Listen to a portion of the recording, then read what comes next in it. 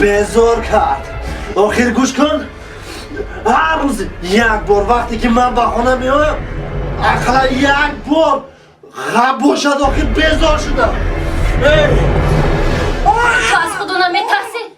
چرا به طرفی کودک داد میزنی؟ هر روز به خانه مست و الست میایی خراب کنه کودک از گرسنگی گریه دارد این بجای همه عرق خورده اومدن با کودک شیر میآوردی خوب نبود رفته از همون مغازه دستی گیر مغازه دیگر قرض نمیدهد میگود که قرض پیشنهادانو بیارید 3 ماه میشد که از مغازه قرض میگیریم تو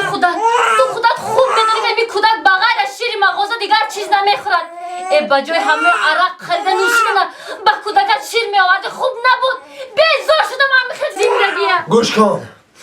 بسیار بلدراز نکن گم شو از نزدم از پیشم گم شو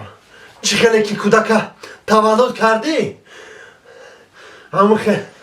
خیلی بوایه رسون بیزار کردی و بیزاری جانم کردی بیزار شدم خیلی زندگیه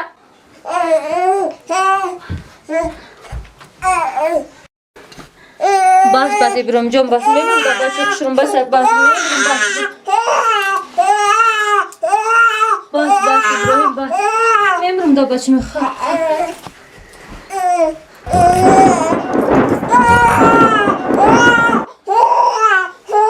بس ابراهیم بس خب من زود برمیگردم زود میبیم خب بس میمرم دا بچه تیز بگم